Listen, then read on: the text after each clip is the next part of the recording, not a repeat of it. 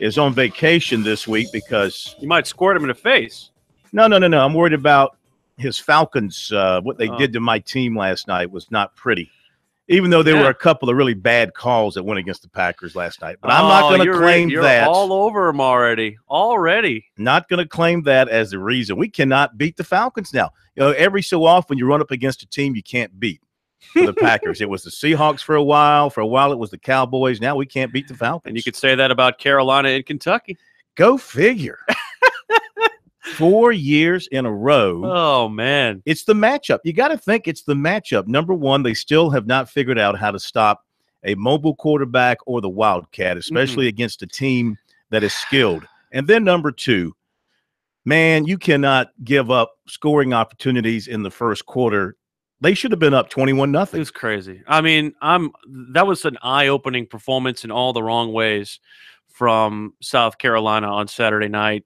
And I knew once they could not cash in on either of those two turnovers that they got early in the first half, I knew that those were going to be things that came back to haunt them. And independent of what happened late in the game with Deebo Samuel getting hurt, and independent from the fact that that game was a 7-point game with still enough time for them to make a comeback, you don't get stops on third down, you don't make conversions on third down, and you don't cash in on your turnovers. South Carolina looked like a team that had lived a charmed life through the first 2 weeks, and we recognized that. We needed to play better, and they showed their true selves, unfortunately, to the negative part of Saturday night's contest. I'm not saying I'm selling all my South Carolina stock, but whatever stock I had is significantly on the chopping block right now. Well, Sally, for a minute or two, okay? Yes, they lost a game they were favored to win at home by 6.5. Typical South Carolina. You haven't been around long enough to know the history. I know that they let down. I know that happens. Nobody is surprised, okay, number one. Even though, look, everybody on our panel picked the Gamecocks to win. A lot of people picked the Gamecocks to win that game. And they did not play up to their competition for whatever reason. However, they should beat Louisiana Tech at home. They should. This Saturday afternoon. So they're 3-1 going to Texas A&M. Right. Now, I think in the preseason, if you would ask Gamecock fans, hey, would you take 3-1 after the first 4 games going out to Texas A&M, 1-1 in the league? I think that most of them would say, yeah, that's a good start. I understand that. I think the depressing part for the Gamecock fans, so much was put into this ball game. First home game, a lot of recruits in, the new DJ, the new flamethrowers, and only one of the flamethrowers worked, right? Yeah, only one of the flamethrowers worked. I like the DJ. But again, this is my problem. So it was just a dud. It just turned out to be a dud of a night. Every time they go all black and the blackout thing, almost every time, it backfires. Florida came in, blew them away. Now it happens with Kentucky. I'm sure they've won some blackout games, but here's my problem. All of the stuff that we heard in the preseason was talking about this explosive South Carolina offense. Where is it? It says if it's an explosive offense, why are they 112th in the country? Why are they not able to get a yard on third down and 1? Why are they not able to get a score fourth and goal at the 1-yard line? Why are they running from the shotgun on third and goal and fourth and goal? Like, it doesn't make any sense to me. Yeah. And so much of what we were promised, I feel like I've been sold the bill of goods. And don't get your feelings hurt. I'm not saying that I'm going to get my feelings hurt. That doesn't make much difference to me. I agree with you. I've never understood why a team that is having a hard time running the football with its offensive line trying to block the other team. Right. When it faces and Clemson went through this a lot too, and had a big problem there for a few years converting short third and fourth down because they were lining up in the shotgun with nobody in front of the running back. When you line up in the shotgun and the running back's next to you, you got to go 3 yards before you can make that yard. Exactly. So that 1 yard becomes actually 4 yards. And if your line is blocking like a sieve and they're meeting you at the point that you're handing the ball to the running back, defensive you're line's going to getting get upfield. snuffed. It's so crazy. I don't understand why you don't go under center. They do go under center with Bentley. Mm-hmm. Put Hayden Hurst in at fullback and then run some power and try and get your short yardage first down that way. But the problem, like you said, is if they're not changing the line of scrimmage with their offensive line, it doesn't matter where you hand the football off, they're going to not be able to gain yards. And I think that we need to see, and I said going into the game, we need to see a statement game out of Jake Bentley. We need to see it ever much more in the biggest way against Louisiana Tech, because he has some doubters to prove. Because if South Carolina does not have a representative season because of him, then we're going to go into a spring where you're talking about Bentley, you're talking about DeCarrion Joyner, and there'll be people who will be asking questions, and very legitimate questions, about whether or not he's the right person to lead this football team next year. Well, now, look, he's still a young quarterback. I'm not making excuses for him. He had some bad throws, and he skipped one with Brian Edwards wide open. Yep, that would have been a big play for them.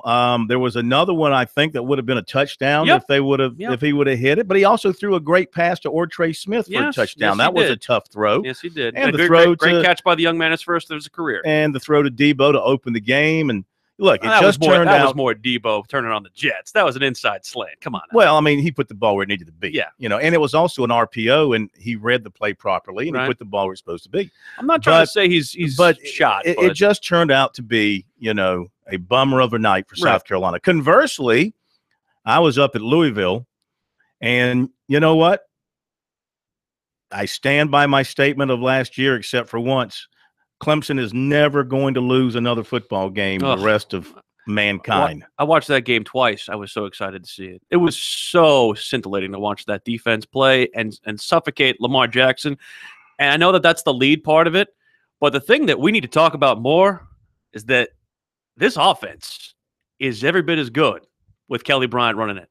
And I think not only does he bring more of a running ability, and it scares me to death whenever he's running the football. It really does, because I have like whiplash and shock therapy is what I need. But they've got as deep a group of receivers as anybody in the country. They've got great running backs, and they got an offensive line that protects them. I mean, there's nothing wrong with them right now on offense or defense. Yeah, it was all about the quarterback going into the year. How good was the quarterback play going to be? Who was going to be the quarterback?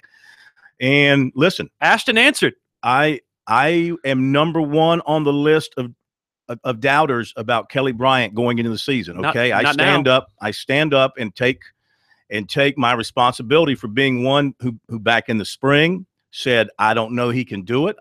I've seen him. I don't believe he can do it. I said it in the fall as well. So I'm sitting here telling you, he has proven me and a whole bunch of other people dead wrong. And also it teaches us a lesson that you really shouldn't talk about something that you don't know anything about. You should your people can evolve. It's a thing. Well, it's about hard work and dedication.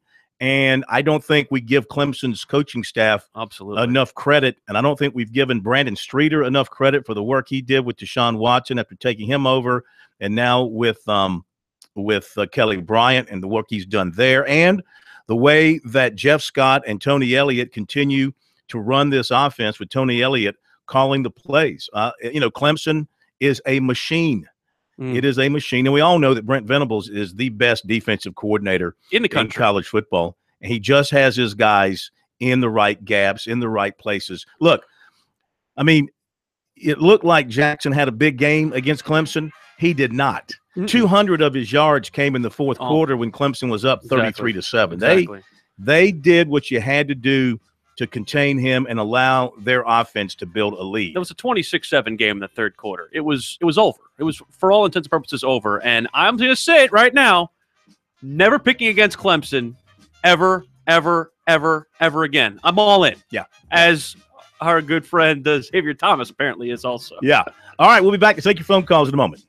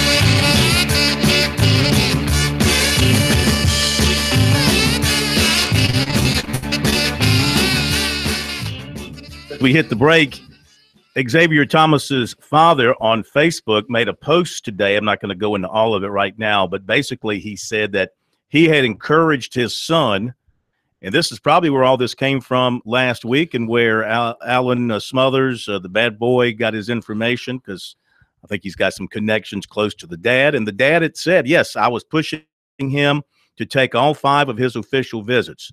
And he'd encouraged him to remain in state and stay in the state of South Carolina to play either for South Carolina or Clemson. He said his son's made it clear to him that he is with Clemson. He is all in with Clemson. And the father here says he and I have agreed that he will not be decommitting. And there's no doubt in his heart, the father wrote, about his commitment to play at Clemson, and he will support him on that front. So Alan Smothers was right. Those who were saying it, they were right. There was some stuff going on behind the scenes with the dad and the son, and some consideration of all that. And they relented, or the father relented, and the kid is sticking with his pledge to Clemson. And if you want any more clarification as to how he feels, he did not exactly hold back with his criticism of the way the Gamecocks played on Saturday night, because he put out a facepalm emoji on you're talking about XT. Yeah. And what's a facepalm? Is like a shot to the head. Like I'm sorry, I am not well versed in all the meanings of emojis. Let's get to phone calls. All right, this is how I keep you young, man. Let's go to Kurt in Atlanta. You're up first tonight on Sports Talk. How are you? Hey, Phil, and good evening, and thank you. I was real encouraged with South Carolina before they played this weekend, of course. And do you think the loss of Deebo Samuel will cause more losses for South Carolina now? In other words, I was thinking that South Carolina could possibly win 9 games, and now I'm thinking 6 or 7. Secondly, Zion Williamson. I know he was at South Carolina. Is there more positive inroads to him coming to South Carolina, or from that visit to South Carolina this weekend? And thank you. All right, thank you very much. Losing Deebo for as long as he's going to be out. He had the surgery yesterday. Muschamp said he doesn't know how long he's going to be out. Right after the game, his mother said that he'd be out 5 or 6 weeks, or he said he'd be out 5 or 6 weeks. A lot of confusion about all that. One of those is a bye week, which is encouraging. Yeah, so if they could get him back within, say, a month of games, I mean, that's about the best you can hope for now. As far as moving forward without him, I mean, absolutely. He was leading the nation in touchdowns scored. He was a threat in every offensive way, receiving, rushing, except passing, in the kickoff return game. I mean, you just took the heart of the offense away, and they're going to have to find a way to compensate for that, whether it's with Rodriguez Davis stepping up and becoming the guy. The other receivers are going to have to do more. Maybe they got to get Hayden Hurst more involved down the field. They're going to have to figure out a way. You mentioned the offense being ranked 112th. I went back and looked today. You know, the Gamecock offense is just mired in a quagmire. They have not been ranked higher nationally in total offense in the top 40s. They have not been in the top 40s as an offense in terms of total offense since the 2014 season. So this is 3 years in a row where they have been in the 99th to 100 and something ranking in total offense. And I just thought, you know, this offense should be a 35 points per game offense with the quarterback. Now, Deebo being out, that certainly strips it of some of its firepower, but there's still enough there to be good on offense. And it's a mystery to me, and you watched them the other night. I know Kentucky's good against the run. My goodness, they just couldn't get anything going with the ground game. It wasn't anything that Kentucky did defensively that really did anything to stop them. They stopped themselves more often than they were able to be stopped by Kentucky. And I don't necessarily look at this as if Deebo is out, they will lose X amount of games. I look at this as if they play the way they played Saturday night, with or without Deebo or whoever's on the field for them, they may lose 1 or 2 more games. The running backs the running backs. Yes. The guys that are supposed to be your ground game. Yes. They carried the ball. You know how many times together? It was, I think, 21, I think. No, wasn't it? 13. 13, that's Talking right. about the That's running right. backs. That's right. It was Jake low. Bentley had 7 carries. And there was a lot of talk about Tyson Williams not being a man who we saw from. I mean, we saw him in the game against Missouri basically put the game away. And he was barely used last Saturday. Benny Snell, 37 times. 32 carries. Yeah, 32. Yeah, that's right. 30. Now, that's a running back. Yeah. That's a running back getting the ball 32 times. Some of that was direct snap. I believe he was in the Wildcat. He was zone. a lot in the Wildcat. So, and again, when they were running the Wildcat, they were getting 4 or 5 yards a carry. And it wasn't like I think he ended up with 3.2 yards a carry. But those things add up when you can't get off the field on third down. It just doesn't. I mean, that's so discouraging for a defense. Now, Jake was 24 of 36, 304 yards. A lot of that came late 2 touchdowns. But he did have 2 picks. Yep. One was a tip, and the other was, what was the other pick? The other one was late. It was the last series of the game. Last series of the game. Yeah. All right. Thank you for you. Oh, Zion Williamson. Look, I'm sure he had a good time at South Carolina. Then he had North Carolina in the home yesterday. I mean, I don't know what he's going to do. My gut tells me he's not staying in state. No, he's going to one of the Blue Bloods. Yeah, that's just my gut. I don't know a thing, so don't hold me to it. I'm just telling you, my gut tells me I don't think he's. Look, when you're going to be visiting, when you have the all 5 those schools, he's got North Carolina, Kentucky, Kansas, Duke, and North Carolina. I said that North Carolina, Duke, Kentucky, Kansas, UCLA. Yes. Yeah, I mean, it's a lot. Unless he just has the feeling about staying in state and the heartstrings to help out one of the local schools for a year. But I just don't see it. All right, back to the phones we go. 800-956-7266. It's Steve in Aiken up next. I'm sorry. Stan in Aiken up next with us on Sports Talk. Hello, Stan. Stan the man, Tiger Man, Cornhide, and you. I got to give you, buddy, that Wheel a little nickname, Wheel Appeal. How about that? That's fine. That's fine. A little more respect for the Tiger now, I think. A little bit more, I would say, Stan. And I'm going to tell you what, you never know about college ball. That's the reason I like it. I really thought Carolina would have done better. I really thought they were going to win, and I thought the Tiger game would have been closer. But I tell you what, never underestimate them. And they ended up playing 70 out of 72 players. It's crazy. They played almost all the travel lists. I mean, if they had to come in the fourth quarter, it would have been even worse. But I'm as glad they're doing that consistent, and I really enjoy y'all's show. And Mr. O'Crow. Thank you, sir. Yeah, he'll be back next week. He's just on vacation. He's got some vacation to get out of the way. You enjoyed it, okay, buddy? Yes, the trip to Louisville was very nice. It's my first time for a football game at Louisville, so making the ride up there was cool. And Papa John Stadium interior is pretty good. The press box is nice. They're closing it in on the on one end zone to make it a complete bowl, and they'll seat about 72,000 when it's all said and done. Not much to look at outside. You've got surface parking right up next to the stadium. You got a lot of industrial and fairground stuff. And it's not South Carolina's got a similar situation with its stadium, but they have dressed it up and they've cut up all the parking, they've cut up all the concrete around the stadium, as we know, and they've made it into a lot of a green area and walkway area. And the fairgrounds across the street's been dressed up. Gamecock Park's been dressed up. So it's much nicer looking around Williams-Brice. And Williams-Brice is just a pretty stadium to look at, architecturally speaking. I said going in, I'd be more than happy to come back here and eat crow on Monday, and I'd be more than happy to be saying, we can get you some crow. Brian, you got any crow on you? We can find you some crow. I'm just saying, I would more than happy. And you know what? We're going to call. Wrong. We got SC Wild on Thursday night this week. We'll ask Captain Downer to fry you some crow and bring it in. That's fine. Yeah. I'll totally eat it. All right, more calls coming up. Let me tell you about what's going to happen on the 30th, the Clemson-Virginia Tech game. As we tweeted out Saturday night, according to a source, it was going to be a night game, and sure is, 8 o'clock kickoff on ABC for Clemson and Virginia Tech. USC out at Texas A&M, where you will be, also a night kickoff. Again, we've got USC 7:30 on the SEC Network and Clemson 8 o'clock on ABC. It's going to be a long drive back to Houston after that game. Just for me. Yeah. The roads are good. Roads are good out there now. They're fine. After the hurricane? Everything's fine. Everything's good? Okay. Everything's fine. All right, we'll come back and take more calls in just a sec. 800-956-7266. Fine in a matter of speaking.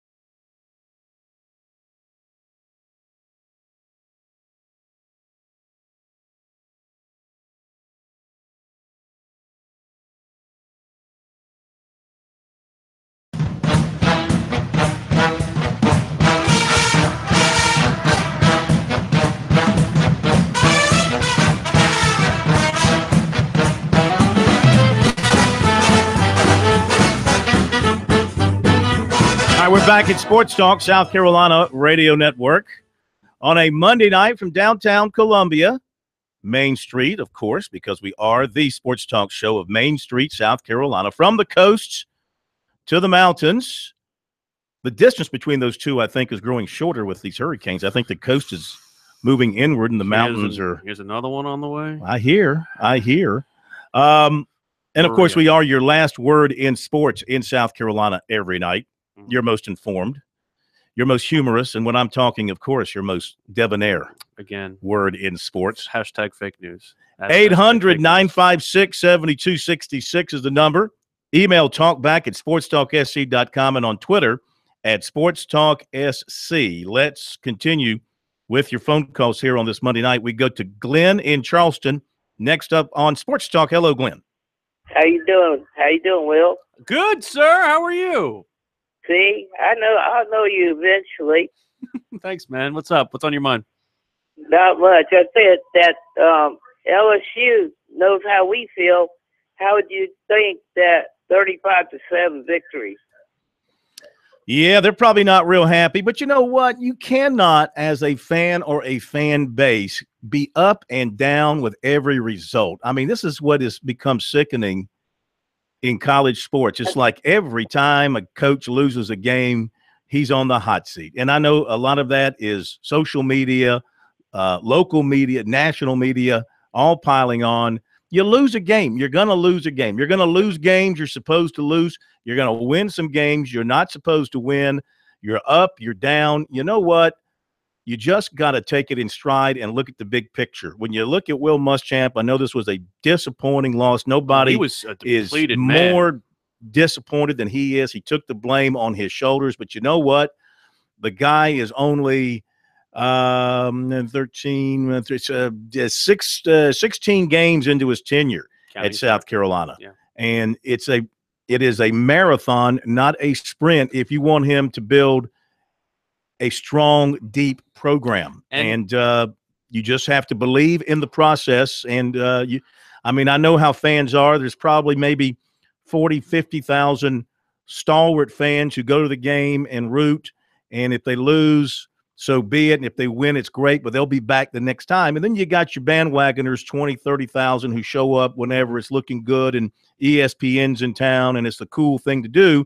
And when it goes bad, they're out the door like the cockroach. And the thing that is, if you want something to be encouraged by with the recruiting weekend that USC had, while it might not have been successful results-wise, one of the things that Will Muschamp can do is point to certain positions and say, hey, we're lacking in a lot of these spots. And if you want to try and come and change the culture and change the way things work around here, you're more than welcome. That's going to be that way for a little while. Exactly. It's going to be that way for a little while. By the way, our poll question on our website, sportstalksc.com, is about the USC offense, ranked 112th nationally this week. And what should USC do to improve? A, run more. B, pass more. C, speed up the tempo. D, change play callers. A, B, C, D, E. A, B, C, D, E. Get better players. Easy. 49% say get better players. That's better players make for better play callers and allow you to pass more and run more. He's not here to defend himself because he's on vacation, but when Pro was sitting next to me up in the press box, he was saying that they should be more stubborn with the run, and I totally agree. The fact that they didn't use Tyson Williams, the fact that they did not get more creative with the run. See, this is the thing that Clemson does that USC doesn't do. Clemson is able to give a variety of different looks to a defense. They use that motion outlook, especially with Ray McLeod, to be able to use him in the jet sweep. There was not enough ingenuity in Kurt Roper's playbook this week. And for some reason, where were the jet sweeps? Where was absent? They gave up on the run. They just completely gave up on it. All right, back to your phones calls we go. 800-956-7266. John in Florence. I'm sorry, Steve in Charleston. I skipped you there, buddy. Welcome in, Steve. How are you? Hey, guys. How's it going tonight? What's up, Steve? Good. Not too much, man. I just had to call. I'm trying not to gush because I was just so thoroughly impressed. But I've been a Clemson fan for my whole life. I'm 30 years old. So, yeah, I told my dad the other day, we were talking about how different it was now. Like, obviously, the championship was the icing on the cake there. But it's just crazy to me that the first, 20 years of my life, and maybe a little bit more than that. I always had to worry about them either losing games they shouldn't have when they get into big, tough games, maybe playing tough, but then always losing toward the end. But it's just amazing to me, and I think a lot of it just has to do with the depth that they've done with recruiting, and then obviously just the culture, what Dabo's really made the players buy. It's just amazing to me that these games, it's almost like you just expect them to win. I know you joked, Phil, about, never pick it or they're never going to lose a game again, but sometimes it feels that way. Then, of course, you have games like Pittsburgh last year where that kind of comes out of nowhere. But I really look forward this year, defense-wise, they're better than I think they were last year, top to bottom. And I just feel like they're playing better. So it's hard for me to see a slip-up. I mean, at Virginia Tech looks tough. Florida State's still going to be tough even with a new quarterback.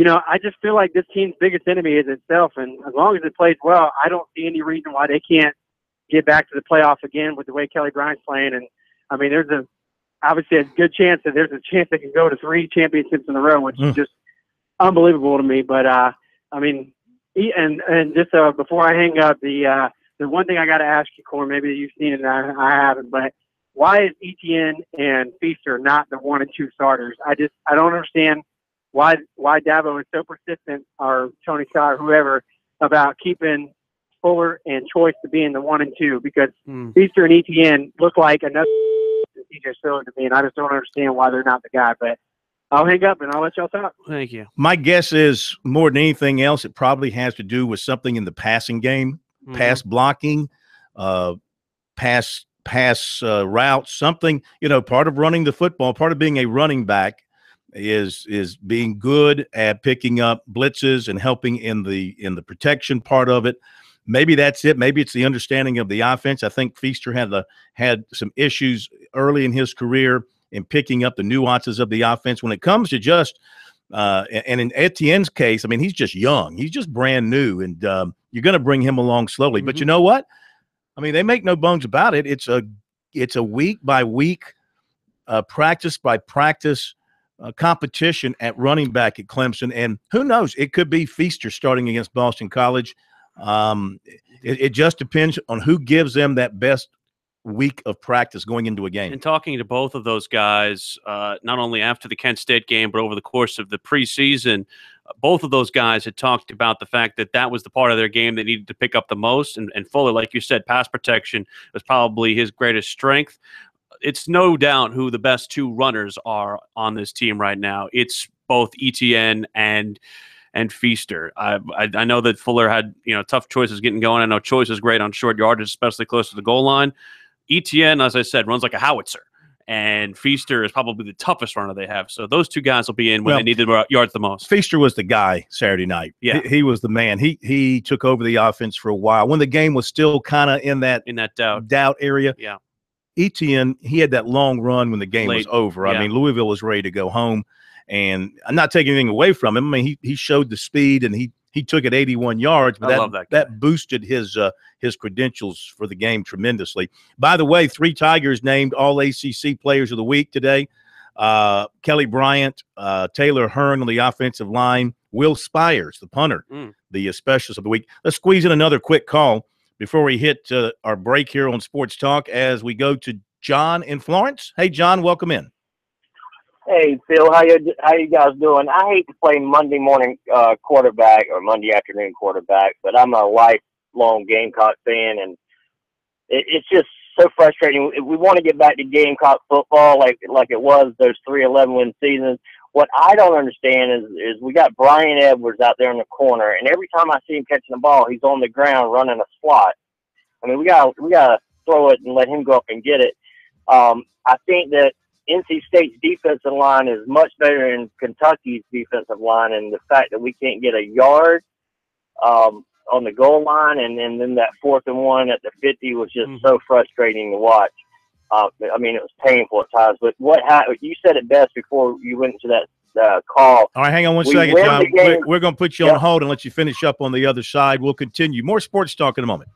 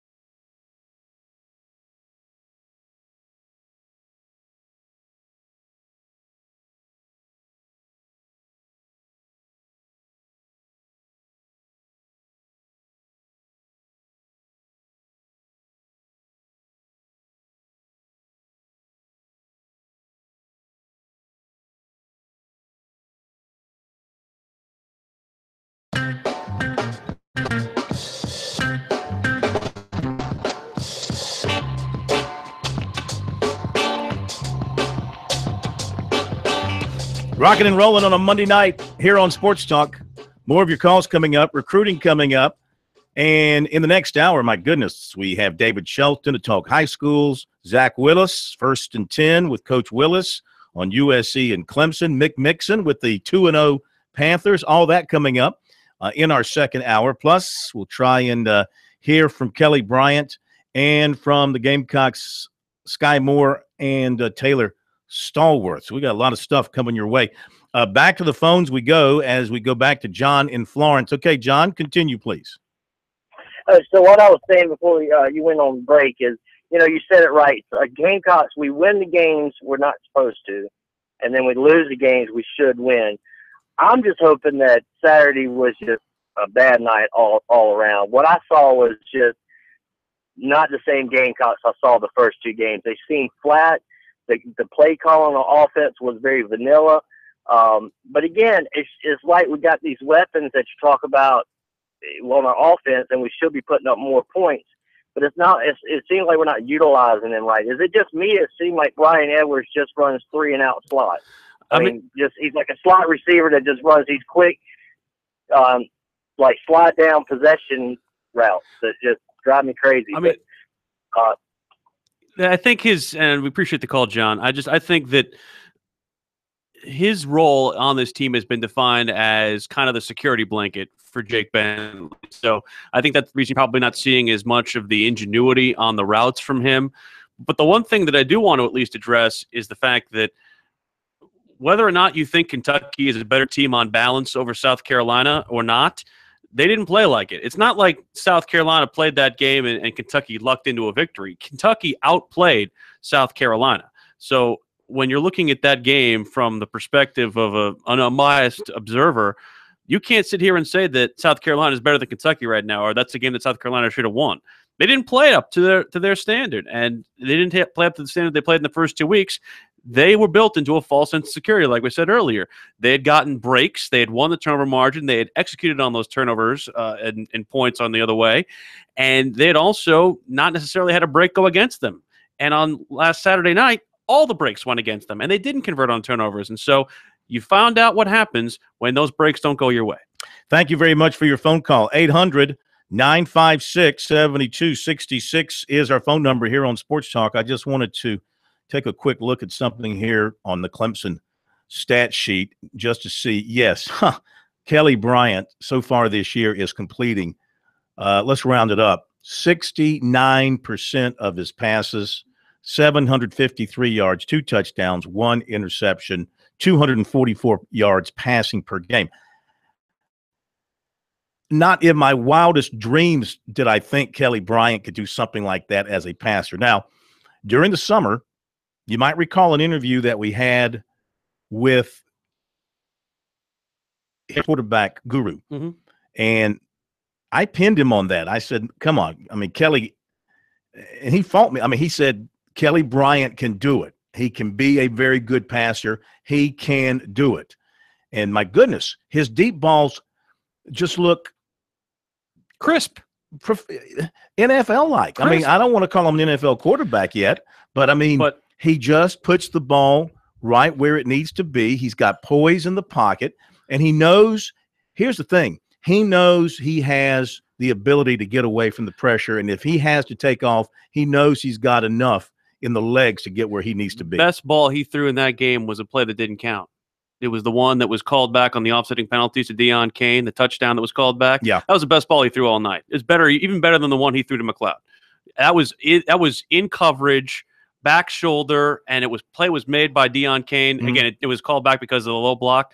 But in my mind, not only does he have the arm, but he has the receivers to be able to out-physical the defense and also get behind their men like we saw in the Kent State game and like we saw on Saturday night. Well, I also think, though, and probably a good point, but the one he threw to McLeod, which I think was early, was sort of that statement throw. Yeah. Like, hello. I can make this. I'm here.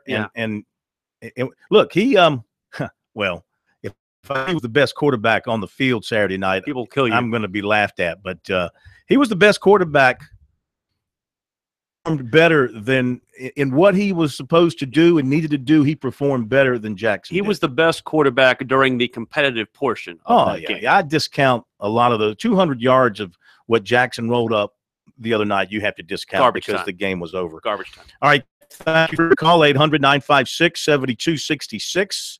Let's continue with your phone calls. We go to Billy in Surfside Beach. Hello, Billy. Hey, Bill. One quick comment.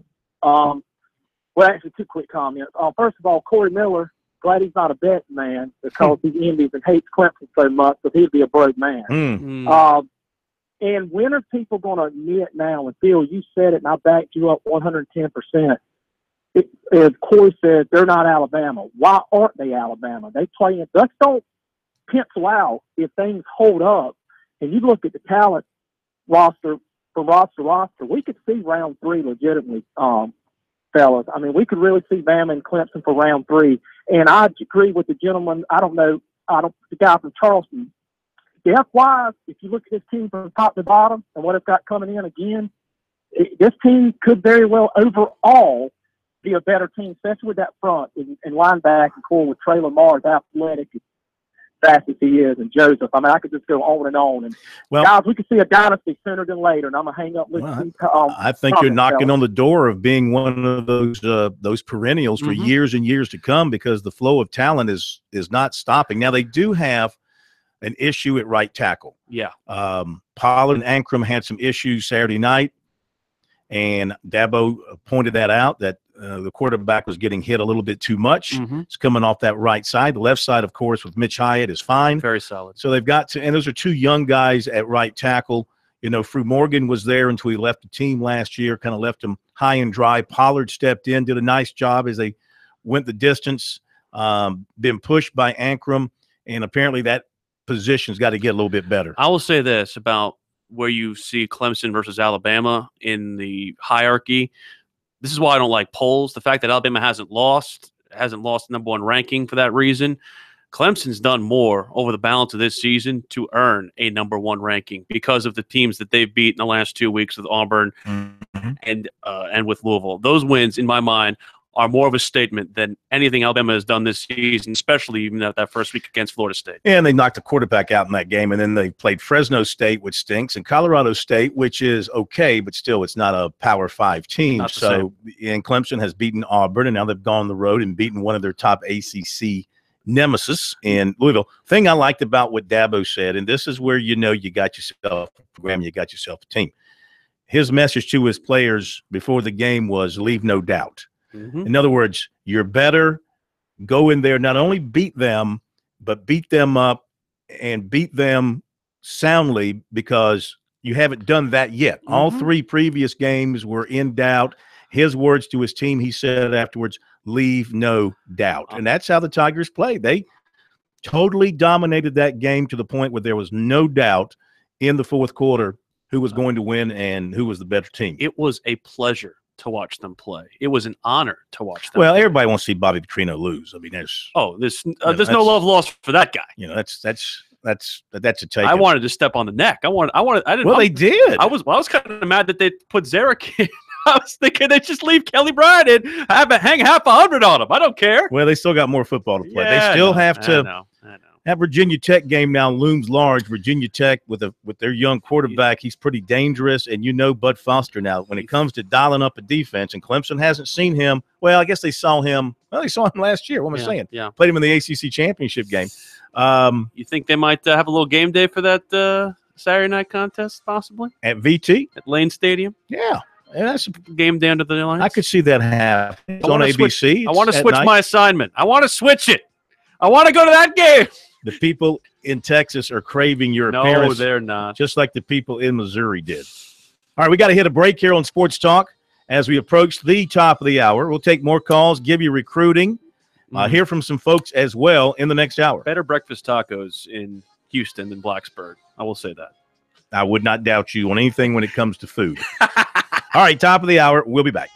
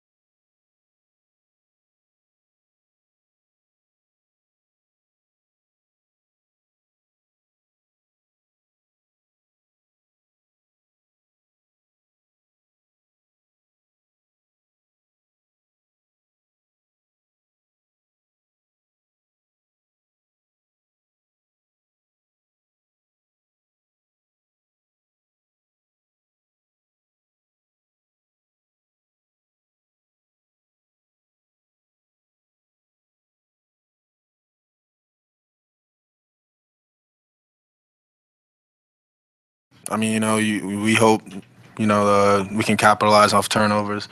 That's what we preach every day.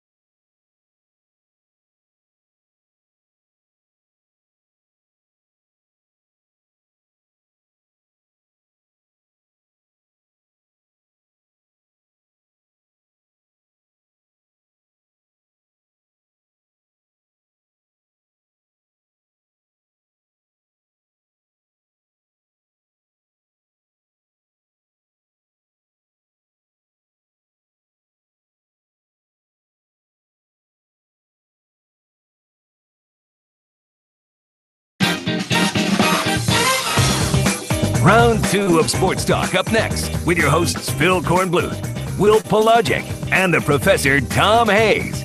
Don't leave us hanging. Join the show. 800-956-7266. Okay, we're back. Sports Talk South Carolina Radio Network, 800-956-7266. Email talkback at sportstalksc.com. On Twitter at SportsTalkSC. We remind you, Sports Talk brought to you in part by Farm Bureau Insurance. With new auto insurance rates from Farm Bureau, you could be saving a whole lot of money. So even if you received a quote before, rates are now more competitive than ever. Get a no-obligation quote today at favrates.com. Those who look at our YouTube link on sportstalksc.com, which we post every day, will know that Phil Kornblut usually comes in clad with a Dunkin' Donuts coffee.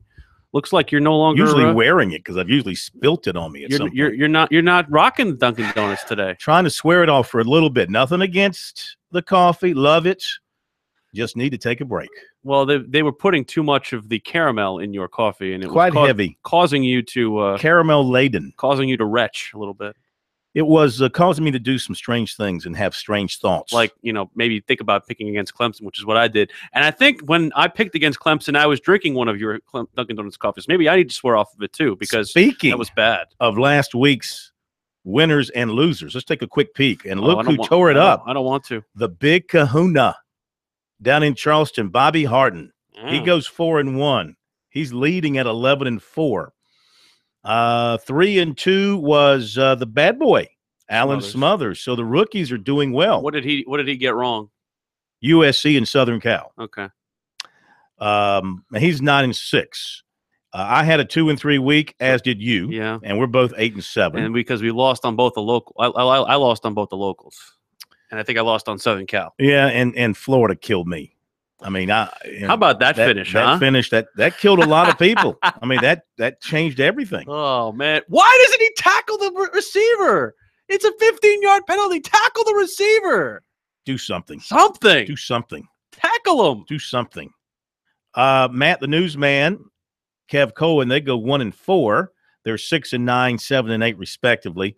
And the pro, in preparation of his vacation, he gets the donut. 0-5. How do you pick those 5 games incorrect? Louisville, Gamecocks, Vols, LSU, and Southern Cal. That's what he chose. He's 4-11. He's in the basement. He'll be doing a lot of studying while he's on his vacation. All right, to the calls we go once again. Link up in Ohio. Hello, sir. Welcome to Sports Talk. Hey, how you doing? This is my first time calling your show. I live in Cincinnati. My daughter graduated from USC about 3 years ago. And I follow USC football on and off. I got a chance to see the game Saturday. And I was just wondering, is it just me, or a lot of the SEC teams are getting fast, black, good throwing quarterbacks? Why doesn't USC try to get a good, fast, good throwing black quarterback? Well, listen, I don't do the color thing. Let's just say, why don't they they think they've got a good quarterback in Bobby Bentley, of course, okay? They think they've got themselves. Jake Bentley, my bad. They think they've got, and they do have a good quarterback in Jake Bentley. I mean, he passed for 300 yards last week, but he's got to hit some. He's got to hit some of the important passes and some open receivers when they got a chance to score, and they've got to help him by getting a running game to go along with what he can do with his arm. So that the quarterback position, I think, is the least of their issues. They do have an athletic quarterback in this recruiting class in Dakarrion Joyner, who is more of a running threat, not considered to be a great passer. So he's a young guy that's coming in. The other two guys they have at quarterback right now, Scarnecchia, who has been in the program for a few years. Yeah, he is the backup technically, but they don't think most people don't think he can win in the SEC. And then you've got Jay Urich, who is a freshman who is probably going to be redshirted this year. Okay, I just seem like that was the one component missing from this USC team to me. I don't know. Maybe it's just me. Well, you're talking about a quarterback who's a running threat. Yeah.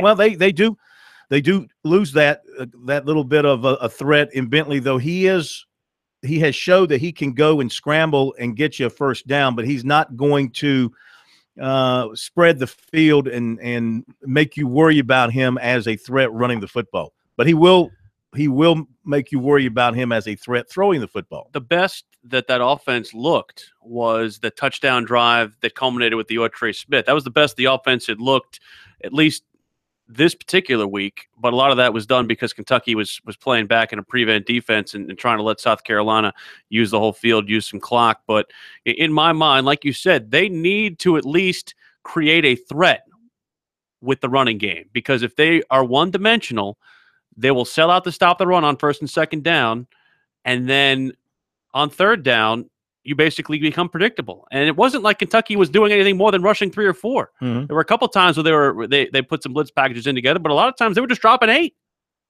Let's look at Bentley's numbers to this point. 63%, 706 yards, 6 touchdowns, 3 interceptions. You need to cut down on the interceptions, obviously. Right. And 2 of those come in 1 week. 235 passing yards per game. So, again, you like to see that percentage over 65%, and he can get better there. One of those interceptions, I believe, against NC State, that was basically like a glorified punt. So, again, I think you can't look at the raw numbers on Jake Bentley and dissect them, but just with what I see with my eyes, I see a lack of confidence. You do see a lack of confidence? I see a lack of confidence. Because, again, a lot of these throws, he's skipping and sailing. And I think a lot of times he's just – the chemistry might be off. And I think, he's making the right reads and he's making some of the right decisions. It's just execution. All right, back to the phones we go. And Hank here in Columbia, welcome to Sports Talk. Yeah, Corn. Hey, I think the one thing that the last call was hitting on is and I'll won't use the black quarterback. Let's just use the athletic, like you said, the athletic quarterback. Please. That's where I think later on, as Bentley finishes and Joyner comes in, it gives them will give them a little different dynamic, because when you look at Muschamp on this teleconference and an article that they put in the newspaper where we were talking about it, there were 8 or 9 times where they called run plays.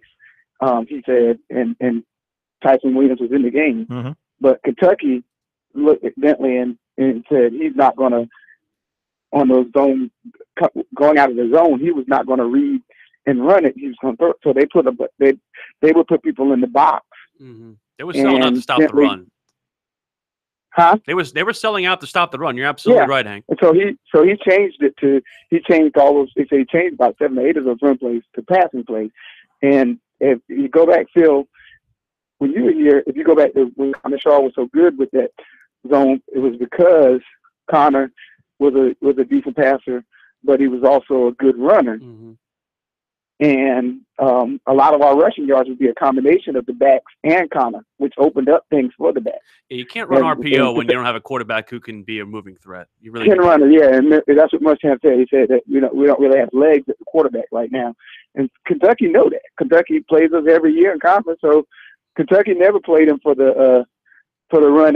They loaded up the box. Then if you know that you have a quarterback who is limited running the football, don't run the RPO. Don't run the RPO. Exactly.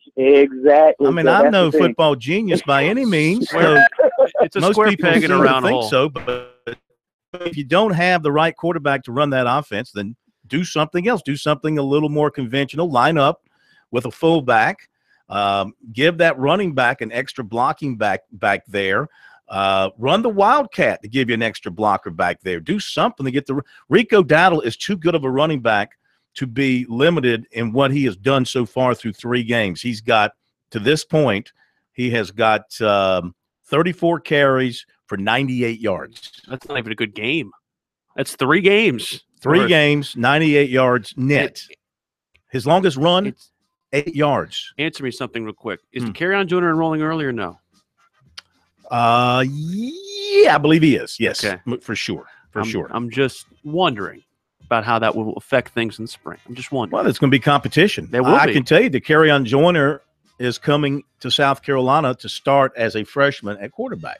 There will be competition, no doubt about it. We'll be right back.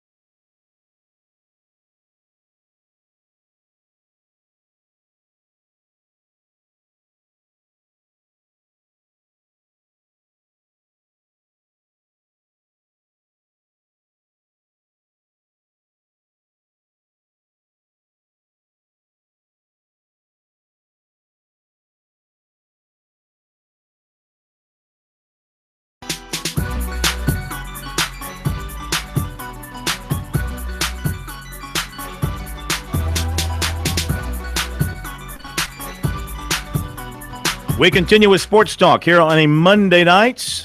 Phil Kornblut and Will Pelagic from downtown Columbia with Brian Leonard behind the bulletproof glass here at our downtown Columbia studios, brought to you by South Carolina Electric Cooperative, sponsors of the annual Touchstone Energy Cooperatives Bowl. Find out more what the co-ops are doing across the state. Visit ecsc.org and save that date, December 9th, 2017. Touchstone Energy Cooperatives Bowl, Doug Shaw Memorial Stadium in Myrtle Beach. David Shelton in a moment. Let me hit up the recruiting report very quickly here.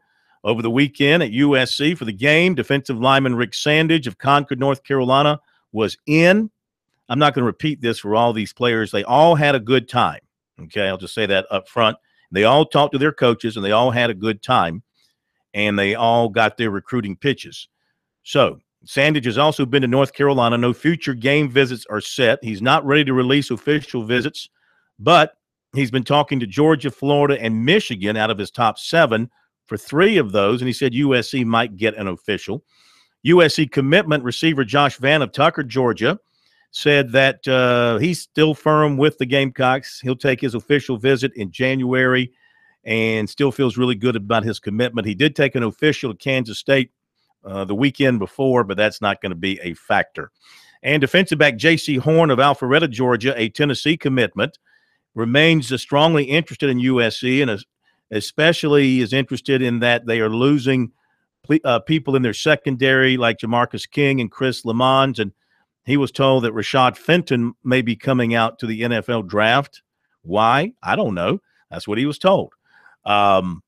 He does remain firmly committed to Tennessee, but he will take all of his official visits after the season. He has not yet decided where. He might go to Georgia or Tennessee this coming weekend for a game. Defensive end KJ Henry of Clemson, North Carolina, will take his first official this weekend, and he is going to Georgia this weekend. USC, Clemson, Virginia Tech, and Alabama are his other schools. Offensive lineman Jackson Carman, Fairfield, Ohio, told David Hood of TigerNet after his game Friday night his 2 remaining official visits, Clemson and Southern Cal, will take place in December. He's already been to Ohio State. All 3 of those schools are still strongly involved with him, and he did not say that he had any kind of a favorite. As we mentioned at the outset, the father of Xavier Thomas went on Facebook today and posted a statement in which he said, yes, he was pushing his son to visit other programs like South Carolina, Ohio State, Alabama, Florida State.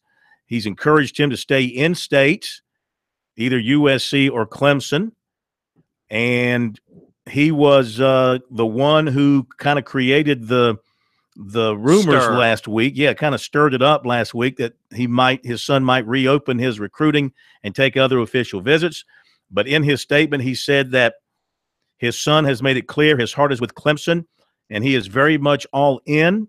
His willingness to still do the official visits at my desire speaks of his character and strength of his resolve. And he may decide to respect my concerns and still take advantage of his visits, but I will not ask that of him or demand it of him. He and I have agreed that he will not be decommitting his verbal commitment from Clemson. There is no doubt in my heart nor mind about his commitment to play at Clemson, and I will support that commitment completely without any complaint.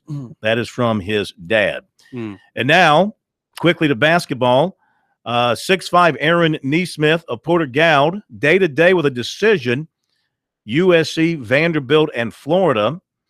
And his coach told me today, John Pearson, from his most recent conversation with him, it looked like Florida and Vandy may be ahead of USC in this competition. He took officials to all 3, and coaches from all 3 have been in to see him. 6'7" Jericho Helms of St. Louis made his official visit to USC over the weekend. He enjoyed it, enjoyed talking to Martin, had a really good time. He's already been to NC State for a visit. Missouri, Arkansas, Virginia Tech, Georgia Tech, and Florida also on his short list. He did not want to disclose any other officials. USC, of course, had Zion Williamson in on Saturday night. Yesterday, North Carolina made its in-home visit with him. I've not heard a date, but I'm suspecting that he's going to take an official to North Carolina, along with the ones to Duke, Kansas, Kentucky, and UCLA. And 6'9" Jake Lanford of Porter Gaud committed to Yale. And with that, on the high school front, my new team won over the weekend. Whitmire, yeah. I looked at the schedule. I can't make any of the home games because I'm out of town covering Clemson and USC. Well, maybe you can catch them in the state championship game. Dixie and McCormick are the other 2 road games on the schedule. I don't know if those are drivable distance, you think? Everything's drivable in South Carolina. That's true. Yeah. Might have to check those out, but congratulations to Coach. Let's welcome in David Shelton of the High School Sports Report and the Charleston Post and Courier. We thank him for his patience. His report presented by Farm Bureau Insurance. With new auto insurance rates from Farm Bureau Insurance, you could be saving a whole lot of money. Even if you received a quote before, rates are now more competitive than ever, so get a no-obligation quote today at favrates.com. Sorry for the wait, David, but I know you enjoyed that. Yeah, I'm at the Bishop England Woodland game and listening to you talk about recruiting. By the way, did Will just jump off the BE bandwagon? What in the world? Charlie Jenkins called up to the show last week on Thursday night, I think it was, and said, hey, you need a team? Join us at Whitmire. And you know what? He did, and they went out and won on Friday night. The Bishop said they didn't want me anymore, David. You said so yourself. Well, I'm here watching them play now, and they kind of need you right now. What's the score? Woodland leads 7-0 after 1 quarter. This is a game that was pushed back due to the hurricane, and they decided to play on Monday instead of Friday. So, but 7-0, and it's been kind of. Well, I have to say that your recruiting report was more fun to watch. Listen to than this has been watched so far. Thank you. All right, let me jump on a couple of the stuff going on in Northwestern. I was going to ask you about that. Northwestern firing its coach yesterday. What's your take on that? Here's a high school program dismissing a coach who'd been a longtime assistant there and doing it mid-season. And the OC. I think it's the most incredibly stupid and irresponsible thing I've seen in 30 years of doing this. And if I were at that school looking at that principal and that AD in the eye, I would say the exact same thing. But you just don't do this in high school football. You don't. I mean, you look around the state at some of the programs that are struggling to score or to win, and that thought doesn't even enter the mind of a principal or an AD around the state. That's what you do in December and January. You don't affect your team. And from what I was told, the head coach was asked to make a change on the staff, and he didn't. And so they fired them both and let them keep. You know, you can keep teaching, but you're not good enough to coach our kids. But you can teach them. I've never seen anything like it, other than an ethical or legal issue where, you know, maybe a DUI or, you know, something crazy, but not because you lost 3 games. I mean, we're talking about Northwestern here. I mean, this is not, this is not Carroll's Bay or you know, which doesn't even exist anymore. Yeah, it's not Tomasi or Whitmire, for God's sake. It's a crazy thing. I don't know why you would do this, and I don't know why. I don't know what principal. I talked to 2 principals last night that I know, and they said the farthest they have a school to run. They don't have time to evaluate the football program in September. So, you know, for this to happen is really unfortunate. I mean, I hope everybody survives it in terms of the football team, and, you know, I mean, I hope it doesn't snowball. But you know, kids are resilient; they'll figure it out a way. But there was no. From what I gather from the people I talked to, there was no like team mutiny or parents up in arms. This was just something that a couple of people thought needed to happen. And I like I said, I've never seen it before. Probably will never see it again. I hope this doesn't start a trend. I can guarantee you that. Yeah. All right, David. Enjoy your game tonight. There, watching Bishop England do its thing as poorly as it's doing it against who are they playing? Woodmont. Woodland. I'm sorry. Woodmont's in the upstate. All right, David, thanks. We'll talk to you later on this week. We'll be right back. We forgot our music.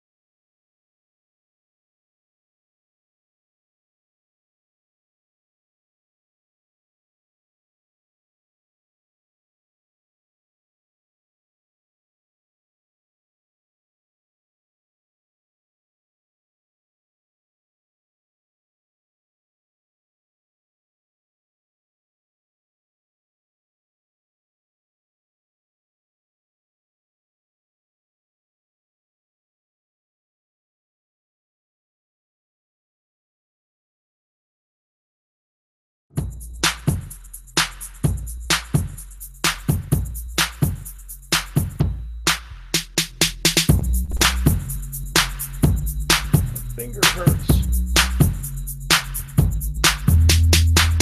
Welcome back. Sports Talk, South Carolina Radio Network.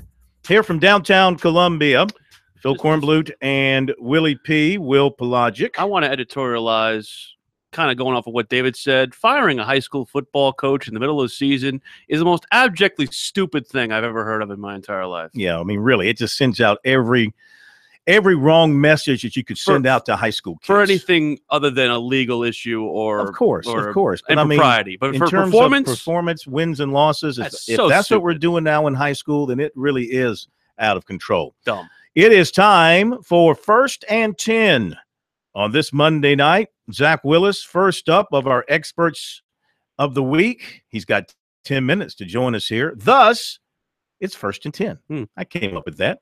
I kind of like it. Coach, how are you? I'm great.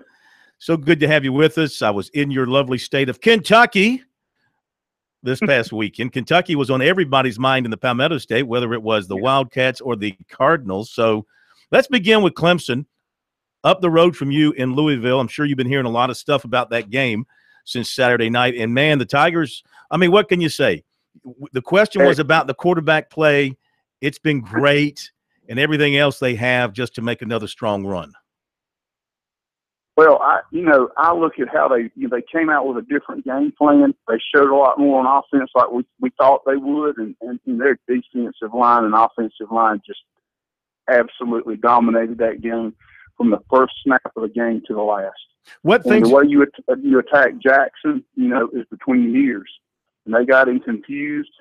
Got him on the run. He did a great job on defense. What did you see from Venable's game plan defensively about how he had his players lining up and how he had them handle the Jackson package, so to speak, so that he had guys where they needed to be?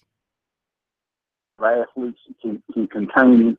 They did a great job keeping their ends wide or bringing pressure off the edge to keep him in the pocket, because you saw what happened when he got loose. He's a great player, no doubt. Mm-hmm. And then they confused the count up front. You never knew where they were coming from. And you never knew what coverage they were going to be. And they never showed him the same look more than twice, I don't think. You were up in the press box with one I could see on TV, and looking back at it, they did a great job of disguising what they were doing. A lot of movement, but it was sound. They kept him in the pocket most of the night, and he got frustrated. When he gets frustrated and confused, he becomes much less of a player than he truly is. I mean, he is a great, great athlete. Yeah, I'm like you, Zach. I want to see the All-22 and just kind of see what he looked at and how those disguised blitzes were coming at him, because he looked like a guy who was running scared most of the night. I'm struggling to find a weakness on this Clemson team, whether it's offensively or defensively. And I think if you even list one, it's nitpicking. Do you have one in your mind? I don't. The quarterback issue has been firmly settled. And that was my question. Tanner Muse gets in the legit call, helmet to helmet. It was unfortunate. Yeah. Their second team safety played most of that game, gave up one play in the end zone. It was a great play by Jackson, great throw and catch. But other than that, I mean, their offensive line dominated. They got great receivers. They got receivers of all kinds. They got big running backs. They got fast running backs. How about their right tackle at offensive line? How about their right tackle? That may be, and it's, one or two pressures a game. If you've got a great edge rusher, that's a heck of a call on your part. That might be the place. But I tell you, man, most of the night, they dominated those guys. He gave up a couple of pressures at a very good point. Actually, I stole that from Dabo, so I don't want you to think I'm watching the game and going, that right tackle seems to be struggling. So if you're going to nitpick, I mean, it's Dabo's job to nitpick and Robbie Caldwell's job. I promise you. Coach Caldwell's my coach, and he don't play, but he'll get him right. I'll tell you that. I mean, they will get better. This staff has shown the ability to get the most out of great talent, which is hard to do, and they've done it. All right, now over to the Kentucky side, and I'm sure you've been hearing a lot about that since Saturday night. And they're bad matchups between a pitcher and a hitter, and they're bad matchups in basketball. I guess in football, you can also run into bad matchups, and Kentucky's just become a bad matchup for USC. Is it that simple? No. I mean, I wish it was Phil, but no, man. I mean, Kentucky gave them 2 turnovers in the first 3.5 minutes of the game, plus a horrible coverage bust that resulted in a touchdown, and they got 0 points off those turnovers. And I thought myself, this thing may be over because South Carolina is such a young, emotional team, coached by an emotional coach, and that goes. And we talked about this last week about the emotional aspect of the game and the maturity and that kind of thing. And I think it kind of bit them. I thought they played hard, but they just, Kentucky did match up well. Eddie Graham did a great job of kind of nullifying whatever they wanted to do on defense. And they made just enough plays to control the game once UK settled down. And they had 2 critical gambles on 4th down that hurt them. Offensive line running up against the 11th ranked rush defense in the country. They gave Kentucky no respect at the 50-yard line. Going forward out there with 10:57 to go in the third quarter in a tight game, they got stuffed. And then went down the goal line and hadn't learned anything. So they got 3 easy points and built the confidence of the kicker and got stuffed again. And it killed them. That mentally and emotionally took all the air out of Carolina's sails. And I think that's where the mismatch was, were in those decisions and failures to capitalize at key points in the game. Can Jake Bentley's, or at least even just the lack of success from the offense, can it be determined by just a young quarterback still kind of learning the ropes and having confidence issues? I think it's offensive line's footwork, honestly. And this is getting technical, and I don't want to be too technical, but down on the goal line, and their steps were messed up. Their footwork was off. The goal line play was poorly designed. They had 2 defenders out there and 1 pulling guard to block 2 cats. He blocked neither one of them. That's usually what happens when the kids get confused. And Bentley actually, honestly, I thought he played about like he did earlier. He got a little emotional at the end. I think he blocked one time trying to get a penalty. But that's a kid who's just trying too hard, and I can't really fault him too much for that. But he will get better because that kid's a worker, and I think he's going to be all right. People like us and the fans, you watch a game, the team that you're covering, in our case, or rooting for in the fans' case, and you say, run the ball, run the ball, run the ball. And this past Saturday, the Gamecocks, they didn't even give the running game much of a chance. And I think I noted earlier that between them, their 2 running backs, Daddle and Turner, had a combined 13 carries. Now, they got this RPO thing, of course, and even Muschamp admitted that Bentley's not a running quarterback, but he carried the ball 7 times. But, I mean, as a coach and as a former offensive lineman, as you were, and coaching the offensive line, how do you get a running game going when it's not? And when do you know when to give up on it? Well, first of all, you try to formation people into situations where they have to make a choice in an RPO situation. And some of the formations just aren't. I ran that offense. They're not advantageous. And they took the tight end passing game away from them, and that killed their running game.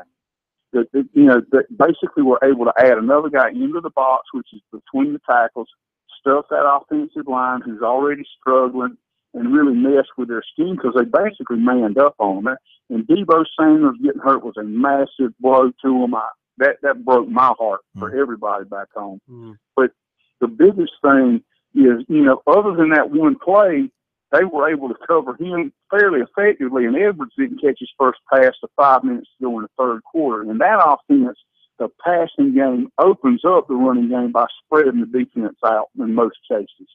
And they weren't able to really get any huge plays like they've gotten in the passing game. Other than the first one, Kentucky kind of settled in and just was able to contain their running game. And like you said, it looked like they kind of went away from it and maybe panicked a little. I hate to use that word, but that's what it looked like on the outside looking in, was they didn't really believe in their run game and went away, but then gambled on 4th down the goal line in midfield when they already knew that they were getting stuff. It was just a tough game for them. I don't want to throw too much. I've coached those games. I've made those calls, and sometimes nothing's working, and you really don't know why, because it's, UK. Exactly. We have got to go, but we thank you. Great stuff. We'll be right back.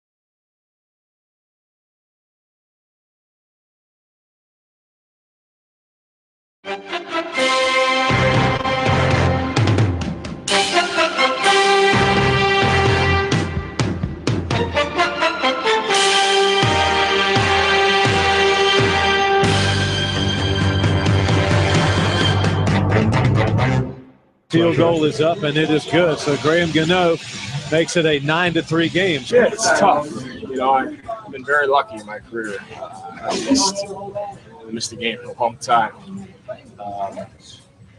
But, you know, so on one hand it sucks, but on one hand I'm very thankful that I've been as lucky as I have been. Well, the Panthers are 2-0 coming off their win yesterday afternoon in Charlotte over Buffalo, 9-3. Voice of the Panthers, Mick Mixon, joins us. So, as one of the great play-by-play announcers in the NFL, what does an NFL announcer do with the touchdown call he's got tucked away and prepared for that moment in the game, or touchdown calls, and then you don't have any touchdowns to call? What do you do with them? I disagree. As much as I love you, Corn, and respect you, I must disagree with the premise of your question, because my strident belief is that you don't have a touchdown call prepared. I don't believe in signature calls. Nothing against fade to black, or there's your dagger, or there's orange in the end zone, or you can paint this one purple. I just, it's not my style. I'd rather have the game sort of tell you what word choices to make, and instead of relying on some kind of signature phrase that may or may not make sense to anybody. So you won't go Mitch Holthus and go touchdown Carolina. Is that what you're telling us? Mitch, yeah, the voice, man. He's got I don't know. I think that I got some of my colleagues, they tend to think that the game exists so that they can describe it. And I kind of feel the opposite way. But I think to Corn's point, I was listening to the quote, highlight, unquote, and that Graham Gano field goal sounds like I'm on Quaaludes, but it was sort of that kind of game. I listened to the whole game because I was driving back from Kentucky, so I got a chance to listen to. And I tell you who's not on Quaaludes, and that's your brother sitting right next to you. Yeah. Yeah, Eugene. He's probably losing about 5 pounds of sweat every game, but then he makes it up with donuts and cookies. So he's pretty sugared up by the time the airtime hits. And it was his kind of game. He played safety for 16 years in the NFL, so he likes those low-scoring defensive struggles. But, man, the Bills, Corn, had exactly what they wanted on that last play. Mm-hmm. If that ball had been thrown just a whisker more to the outside, to the pylon side of Zay Jones, we might be talking about a gut-wrenching Panther loss, 10-9. But I mean, anybody surprised that Buffalo defensively played you so well? I mean, their head coach used to be your defensive coordinator, so if anybody knows how to play you well, it would be him. Plan was great, and we'll see it again. I mean, they basically said, okay, Cam, we know you don't have a lot of reps, so we're going to stop the run on the way to you. We're going to get you behind the chains off schedule. You're going to get sacked. It's going to be 2nd and 12, 3rd and 17. You're going to have a lot of those. So we know you'll make some plays downfield passing, but we don't think you can beat us doing it. And sure enough, they sacked him 6 times. Jordan Poyer's a fantastic safety. How could he have been on the street and been a free agent, converted corner, really fast guy? He should have had 2 picks in the game. So the Panthers were, you could say, a little lucky to win it, but also a little the victim of some self-inflicted wounds as well, with Cam Newton missing a couple more wide-open receivers in that game. We see, of course, we heard in the open, Mick, about the injury to Greg Olsen, and you feel for a guy like that who's done all the right things and been a guy who has kind of answered the bell anytime his name's been called. How does Carolina replace that production? You probably can't, but it's the proverbial next man up. I mean, the Panthers have a lot of weapons at receiver and at running back and at tight end, but just no Greg Olsen. Nobody runs quite like the 88 does. And Cam depends on him. I mean, he's a huge target, a safety valve for Cam Newton. But I think in the next man up category would be Chris Manhertz. He played basketball at Canisius. Phil Kornblut probably did a recruiting. Corn probably had a recruiting profile on him coming out of wherever he came out of. Remember him well. 6'6", can run and can catch, and then he's a punishing blocker, a road grader in the run game. So every NFL team's got guys like this, guys that you've never heard of, but they think they could be a movie star if they could only get out from behind the bar and get a screen test. So maybe that's Manhertz. The only problem is that recruiting profile was probably written with quill and scroll, Corn. Oh, that's just cold. Corn, how many years have you been doing sports talk? football season 34. You going to 50? That's my plan. But as we all know, it's probably not going to be my call. What's it like being a legend in the Palmetto State? I couldn't tell you. Yes, you could. Any legends I've run across are now dead, so I really couldn't tell you. I'm just like you, man. I'm just doing a job. I'm just doing the passion. That's all. Now let's get back to the good stuff. The Falcons look really, really good. Okay, yeah. They beat my boys, and that stadium looked incredible. I mean, come on. And you're going to have to play those guys twice down the road. I know you got the Saints this week, but you're going to have to pick it up offensively if you're going to win that division, right? True that. I was so hoping the Falcons would lose opening day to Chicago, and they almost did.